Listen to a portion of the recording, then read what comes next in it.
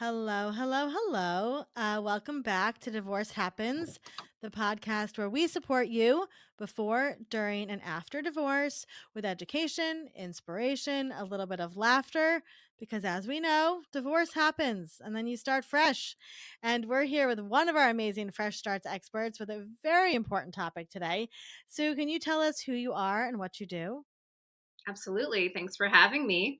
My name is Sue May, and I am a menopause coach.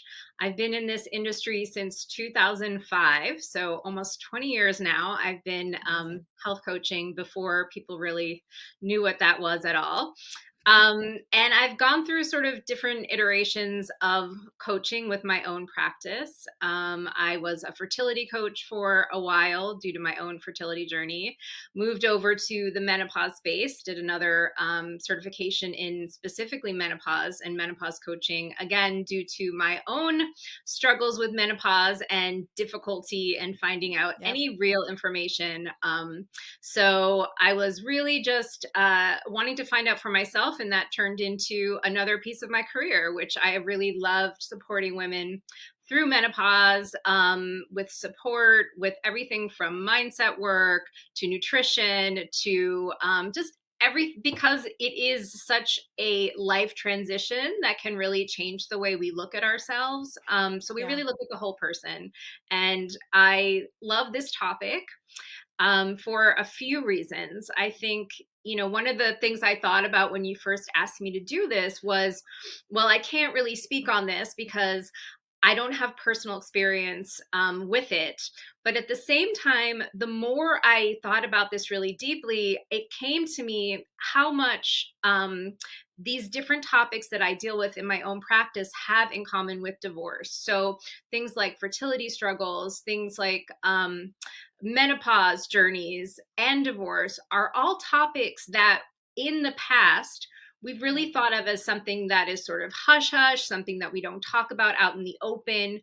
But we're really moving the needle and moving the conversation forward on moving the conversation from sort of shame around it to feeling empowered and understanding that this is something that is common, Yeah. period. It's Yeah. not something, I was going to say Yeah. unfortunately, but Yeah. fortunately for some women, Yeah. unfortunately for others, but it just is. These are Yeah. common things that we need to bring into the Yep. light Yep. and speak about so we can all be empowered together and really talk about these things. So I'm Yeah. really excited to speak about divorce, menopause.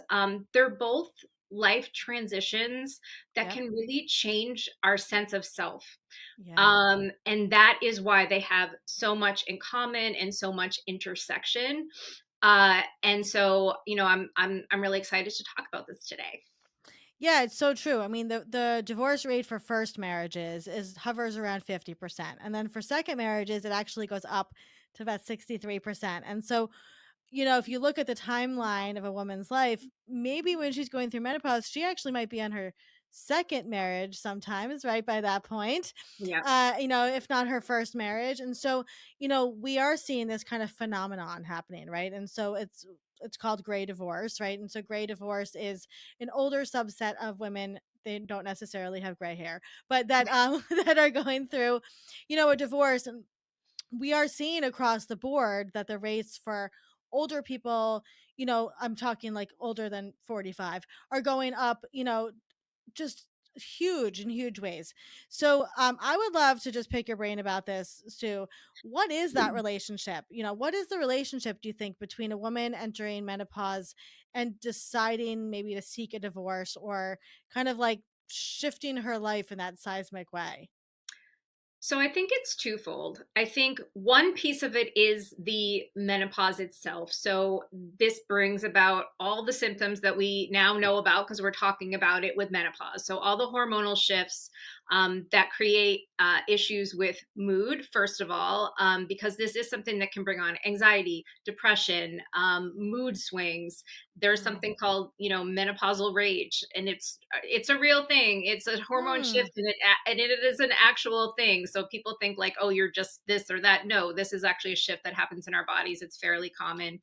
And with the mood issues, that can have a little bit of breakdown of like communication. If you're with Yeah. somebody that doesn't necessarily understand what you're going through, maybe it makes communication, if it was hard, it makes it even harder. So it's something that will bring these things to light. Other issues may come up like sexual intimacy. Yep. That can be a lot harder when you're going through menopause because, all these different things that we're going through that we don't necessarily get immediate attention for Yeah. because either we feel like maybe it's us, maybe, don't understand that these things are normal. These things are, Mhm. just our shifting hormones make these things more of an issue for us. Yeah. Um, so the symptoms and the communication, that's one thing, the actual on that level. Yeah.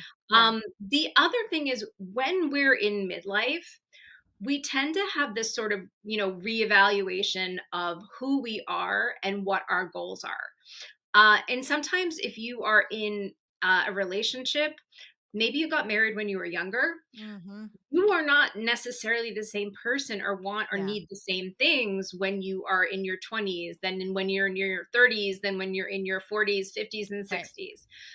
So this is something that also comes up. We're sort of at this stage and we're asking ourselves, who am I now? Like, what Yeah. do I want? Who do is this a relationship that still serves me? And I Yeah. think what also comes up in menopause is, the average age of menopause is around 51. Okay. It varies. It's not the same for everyone, but that's, the average age. Okay.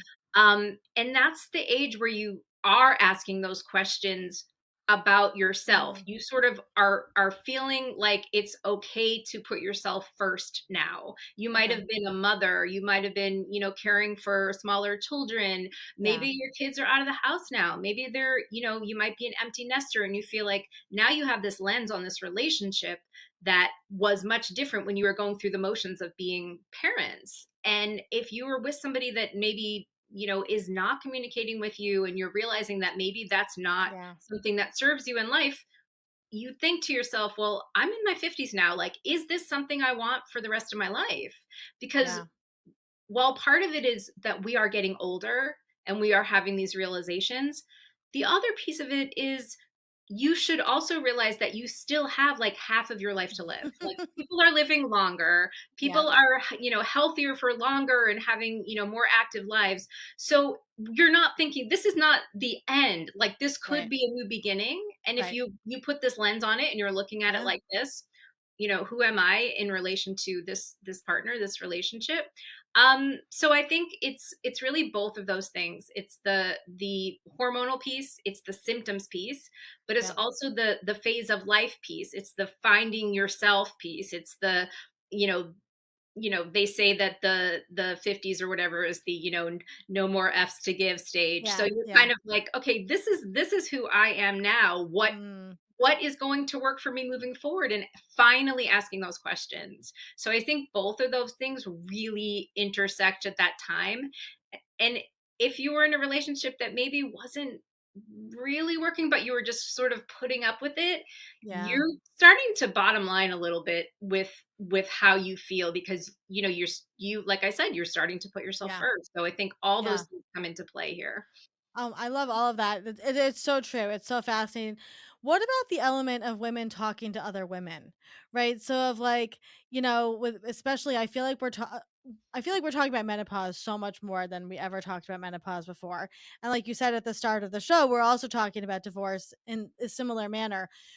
What do you find? Do you find that women are openly talking about menopause with each other more, and then maybe they're also talking about other things that are happening in their home more? Is that something you're finding? Yes, actually. And I know, at least with, friends of mine and women that I serve, I think that more than ever, we understand the value of community and how important community is. And that, even when personally I've done, I do one-on-one and I also do group coaching. And whenever I've done a group, I think that the learning that comes from each other, and in terms of listening to other people who are going through the same things and understanding, oh, Yeah. I'm not alone. It's even more powerful than when I work with somebody one on one, Yeah. to really, everyone shares and everyone, is kind of lifted up by the group. So I feel like that is happening more and more, definitely with menopause. And with, people like you, I think that things like divorce too, we're talking about understanding that it's the right choice for some women, and Yeah. it doesn't mean anything was necessarily, it could have been a good relationship and then it ended. It doesn't mean, Yeah. it was bad. Totally. It could be something that Yeah. is a good thing kind of moving forward. So having these conversations and, Yeah. knowing, and also knowing who you can talk to. I think sometimes that's, Mm, you have to feel it out a little bit. Like, maybe somebody doesn't necessarily want to talk about, right. divorce or menopause. But you kind of get that sense if you're just, Yeah. meeting someone. But in these groups, Yeah. it's definitely, it's so amazing to see. Do you think that there's a relationship between the relationship that women have with their bodies during menopause and the reevaluation of that relationship and then a reevaluation of their marriage at the same time? Yes. I think that's another conversation that's becoming a little bit more we're talking about, because Mhm. our bodies shift and change during menopause. I mean, yes, there are things to a degree that you can do about it, but you could also take the time to understand it and just sort of love it as it is. And, Yeah. just, and I think that's so important, because as women, we are sort of meant, taught that this is, our shifting bodies are not, beautiful anymore, Yeah. or, how it's the whole thing with kind of, the whole anti-aging movement. And it's like, Yep. Yep. I like to flip that to kind of pro-aging, Yeah. because it's we're all going to age. I mean, that's the Yeah. thing. Like, you cannot avoid, and we're No. lucky if we do, Yep. because some Exactly. people don't get that chance. Exactly. So I think that, thinking about our bodies, and that might change the relationship you have with your partner too. It changes the Yeah. relationship you have with yourself. And that's also something to work on in, Yeah. either coaching, if it's not someone like me, it could be your therapist, or, Yep. your group, or whoever it is you go Yep. to Yep. for support, to kind of understand how you're seeing yourself, how much that matters, and Mm. because how you see yourself is also how you talk to yourself. Yes. So if Yeah. we are not talking to ourselves in a kind way, we can't move forward with anything really, because, Yeah. that's so incredibly important. So, Yeah. um, So true. It's so yeah, I true. think that's so important. And so, that's really insightful. Yeah.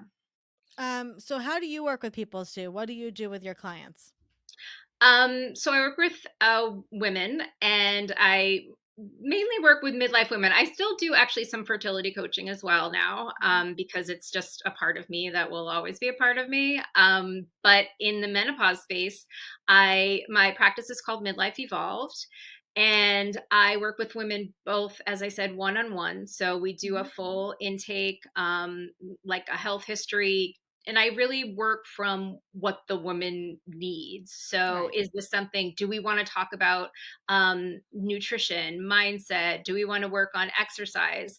And a coach really is somebody that is your partner, somebody that helps you make behavior changes and Yep. supports you through that. And I think that's important to point out, Yeah. because, you know, even though we have other skill sets, this is really a truly a partnership. We kind Yeah. of we want you to want to make the goals. You don't want to be doing them for anybody else but yourself. So it has to Right. come from inside. Yep. I've worked with groups before, community support groups, menopause.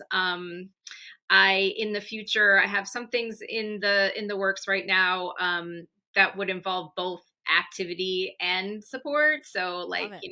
rucking's really popular now, like walking with a weighted vest. So Mhm, mhm, mhm, mhm. weighted vest, walking in the park group is coming soon. Love it. Uh, and yeah, I really meet the woman where she is. So I love whatever it. that is, whatever she needs. I also do a lot of education around hormone replacement Mm. therapy, Okay. because one thing that's happening right now in the menopause space is there's almost there's so much information that it's getting really confusing, Yes. because this sort of expert on Instagram is saying you must do hormones, Yeah. this expert is saying you must not, and it's very difficult to sift through that. It is. So what It I is. do as a sort of somebody that has studied all of these things, I'm going to give you that balanced view so we can Yep. kind of go through it step by step. And of Yep. course, you would also see your doctor, but just Yep. to truly understand, okay, what is best for me? Is this something Yep. that I should be doing for myself? So we talk about that a lot too. Yep. Um,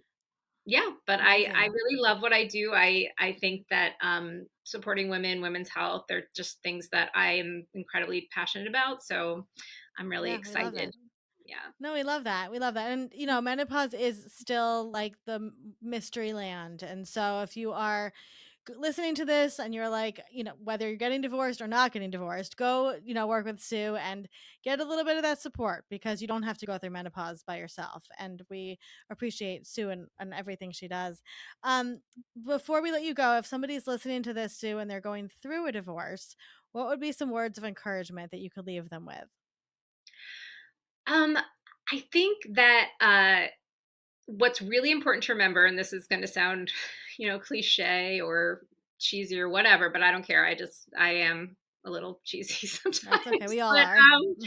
I is that you have to remember to love yourself through it, because Hmm. you you're going to be you can get support from all different places, but Yeah. you really have to be able to look yourself in the mirror and love yourself and understand that you can listen to that voice in your head that is telling you to do this, and that it may very well be the very best decision for you and the Yep. start of the best part of your life. Yep. So not to think of it as something that is, I mean, yes, it's not, I'm sure there, it's not pleasant. I understand that. But at the same time, like what's Yeah. on the other side of it, keep Yeah. your sights on that. Yep. And that is the thing that should be able to carry you through. I love that so much. Well, you can find all about Sue and you can get in touch with her, of course, over at Fresh Starts in the Expert Guide. And Sue, we're so happy that you're part of our community because menopause is a fresh start